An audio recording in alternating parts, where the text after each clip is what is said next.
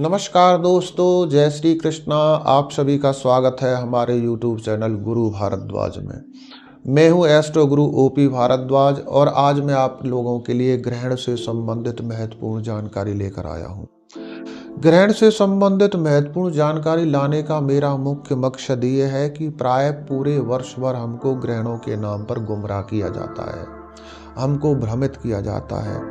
और भ्रमित होने की जो मुख्य वजह है वह यह है कि हमको ग्रहणों के बारे में कुछ भी जानकारी नहीं है। यहाँ तक कि हमको इतनी भी जानकारी नहीं है कि चंद्र ग्रहण हमेशा पूर्णमासी को होता है और सूर्य ग्रहण हमेशा अमावस्या के दिन होता है।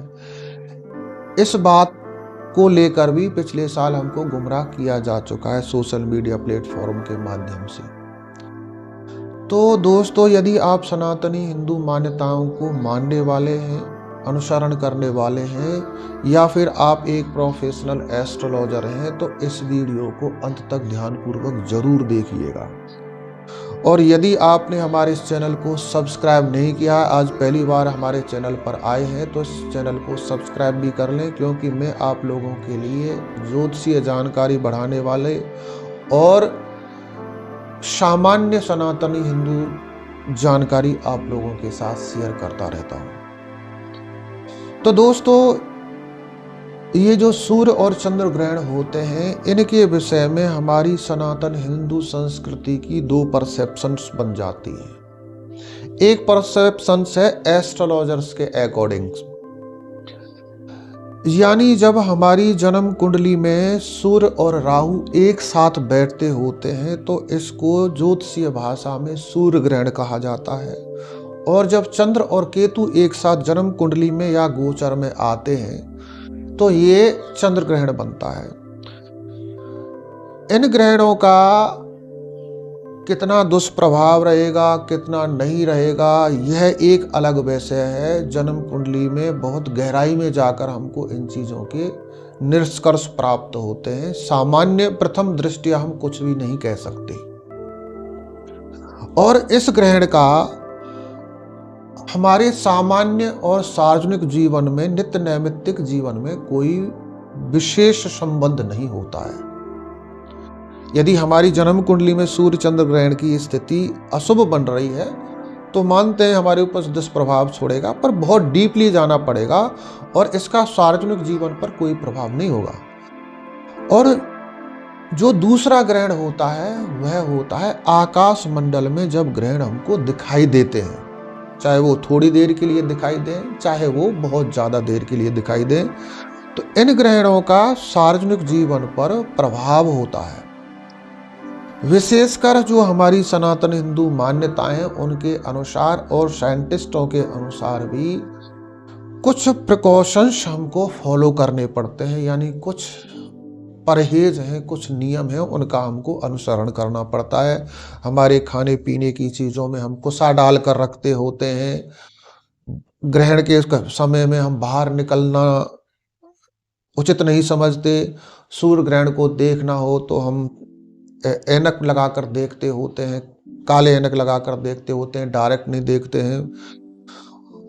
और इसके साथ साथ विशेष रूप से जो नियम बनते हैं वो बनते हैं गर्भवती स्त्रियों पर, और मंदिर में मूर्ति पूजा के संबंध में नियम बनते होते हैं। यानी जब कोई ग्रहण आ रहा होता है तो उसके 9 घंटे 12 घंटे पहले सूतक लग जाते हैं, जिसके दौरान मंदिरों के कपाट बंद हो जाते हैं, मूर्ति पूजा बिल्कुल बंद हो जाती है और बहुत सारे नियमों का पालन करना होता है मंदिरों में। साथ ही जो गर्भवती स्त्री हैं वो बेड पर नहीं बैठती हैं, सब्जी नहीं काटती होती हैं, खाती नहीं हैं, सोती नहीं है, बहुत नियम है उनका पालन करती होती हैं। गर्भवती स्त्रियां बैठ के मंत्र जाप करती हैं मानसिक। तो इस प्रकार से बहुत सारे हमारी सनातन हिंदू संस्कृति की मान्यताओं के अनुसार नियम होते हैं सूर्य चंद्र ग्रहण के विषय में। वो एक अलग कंसेप्ट है, कभी मैं विस्तार से आप लोगों के साथ साझा करूंगा। परंतु हमारे लिए ये ध्यान देने वाली बात है कि ये जो ग्रहण हमको आकाश मंडल में दिखाई देते हैं, इनके नियम हमारे ऊपर तभी लागू होते हैं जब ये ग्रहण हमको न्यूनाधिक मात्रा में दिखाई दे तो। यानी हम भारतवर्ष में रह रहे हैं, यदि भारतवर्ष में सूर्य चंद्र ग्रहण हमको दिखाई देंगे तो ही उसके नियम हमारे ऊपर लागू होंगे। यदि वो ग्रहण भारतवर्ष में दिखाई नहीं दे रहा हो तो हमारे ऊपर उसका कोई भी नियम लागू नहीं होता है। चाहे दुनिया के सभी देशों में वो ग्रहण दिखाई दे रहा है, तब भी हमारे ऊपर उसके नियम लागू नहीं होते। हमारा जो नित्य नैमित्तिक कार्य है, रूटीन वर्क है, उस पर उसका कोई प्रभाव नहीं होता है। ना मंदिरों के कपाट बंद होते, मूर्ति पूजा रुकती है, ना गर्भवती स्त्रियों पर उसकी कोई कंडीशन लागू होती है। तो सर्वप्रथम आप इस चीज को अच्छे तरीके से समझ लें कि सूर्य और राहु का, चंद्र केतु का एक साथ आना, यह ग्रहण, और आकाश मंडल में ग्रहण का दिखना दोनों अलग अलग बातें हैं। इनको एक साथ जोड़कर ना देखें। तो इस चीज को आपको अच्छे तरीके से अपनी बुद्धि में बिठा कर रखना है। दूसरी बात आप लोगों के लिए खुशखबरी वाली यह है कि आने वाली नई संवत यानी 9 अप्रैल 2024 से लेकर 29 मार्च 2025 तक कोई भी ग्रहण भारतवर्ष में दिखाई नहीं देगा। ये भारतवर्ष के लिए, भारतवासियों के लिए बहुत अच्छा शुभ संकेत है। तो किसी के भ्रमजाल में फंसने की आवश्यकता नहीं है। आने वाली साल में कोई ग्रहण भारतवर्ष में दिखाई नहीं देगा, ना उसका कोई विचार किया जाएगा।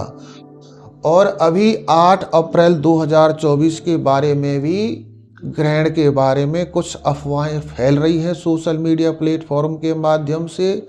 वह भी ग्रहण भारतवर्ष में कहीं दिखाई नहीं देगा।